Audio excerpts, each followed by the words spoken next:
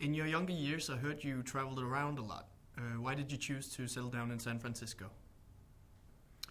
Well, initially I moved here for a job change. That was 20 years ago. And I imagined I would stay only for a year or two and then return to Arizona, which is where I had grown up and where I had started practicing law. But I got a job with a great law firm in San Francisco, and I came out to San Francisco partly to come out and partly to improve my job prospects. And as the years passed, I grew to like it more and more, and the idea of moving back to Arizona became more and more remote. And before I knew it, 20 years had passed, and here I am.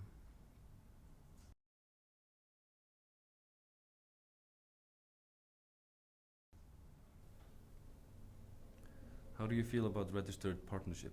Is it a solution or a bad case of equal but different? I think that's a very difficult question to answer.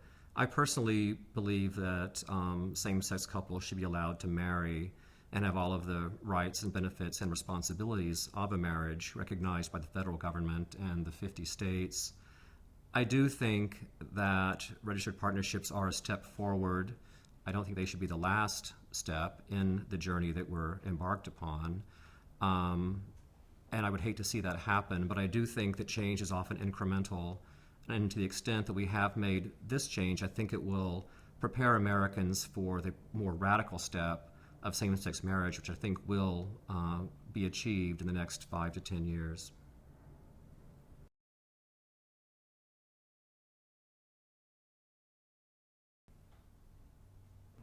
Do you feel one can be a good Christian and gay at the same time? I do. Of course, I think that how one defines being a Christian is very personal. I have read the New Testament, and I find it to be a message of peace and love and treating other people as you would treat yourself, your neighbors, etc. It's a very positive, hopeful message, as opposed to many of the darker messages and stories in the Old Testament. So I'm always quite puzzled when people who describe themselves as Christian are virulently anti-gay, because there's nothing in the New Testament, at least, that would justify that position.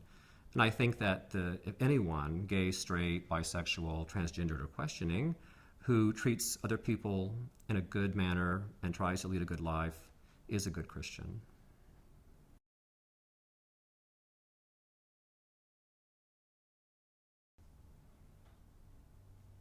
Should creationism be taught in schools?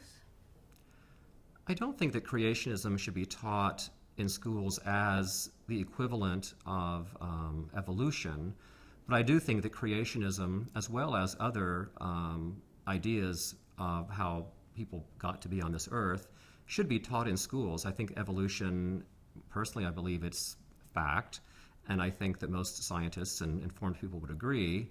But that doesn't mean that students should not be exposed to alternative concepts of how man arrived on this planet and man's future on this planet. So yes, I do think creationism, along with Islam and Hinduism and other religions, should be taught in school, but not as science or biology.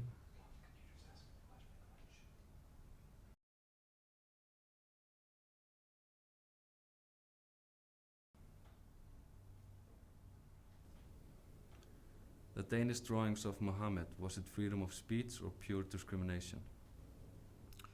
Well, freedom of speech would be my short answer. I think that there's a real danger of treating religious sensitivities as something out of bounds for political discussion or even humor, for that matter.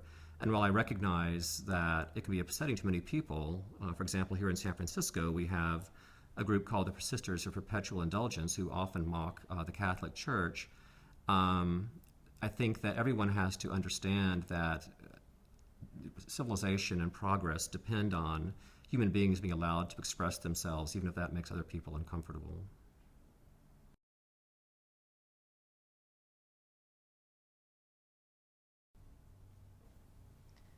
How do you look back on the last 8 years of politics? I look back on the last 8 years primarily as a wasted opportunity. I think that after the tragedy of 9/11, President Bush had an opportunity to really unite the American people behind an agenda of energy freedom and a kind of progressive outlook. And I'm afraid that instead he chose to follow a partisan path that really divided the country, and then later, of course, took us into Afghanistan and Iraq. And I think that history will judge him most harshly for lost opportunities, even more so than for some of the policy blunders that he made.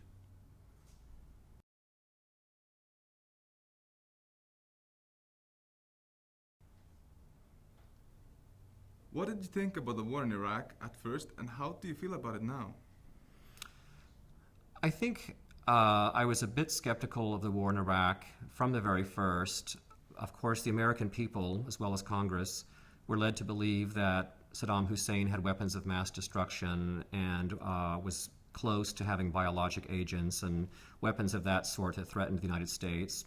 I think the real tragedy of the invasion was the way that the analysis was manipulated to guide policy, and I think that the notion that we can impose democracy on other countries is one that has proven not to be the case.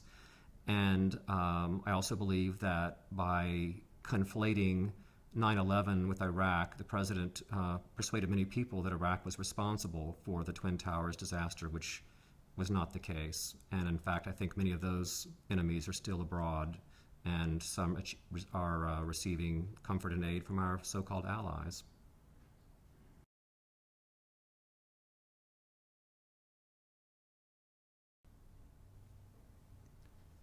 Are you looking forward to see what Obama will achieve? I think everyone is. I think the country is in a very pessimistic mood after the last 8 years, and of course we're now in the midst of a very severe recession bordering on a depression. So I think that all Americans do want to see the president succeed.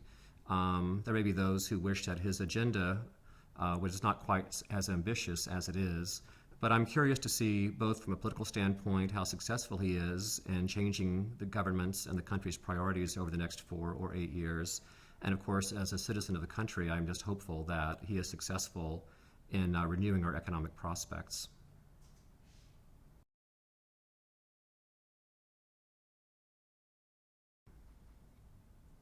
Lobbyism. Is it a good or bad thing having all these political groups with only one subject on their agenda?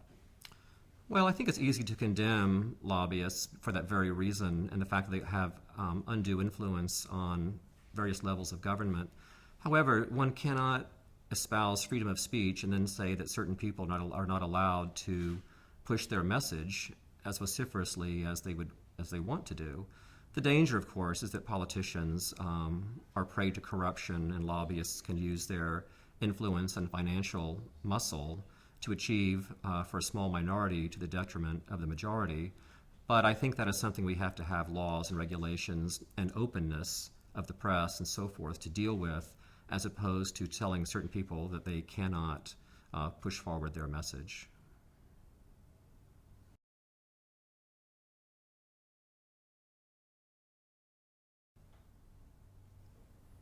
Which person do you admire and why? I can't think offhand of any one person that I admire more than the rest.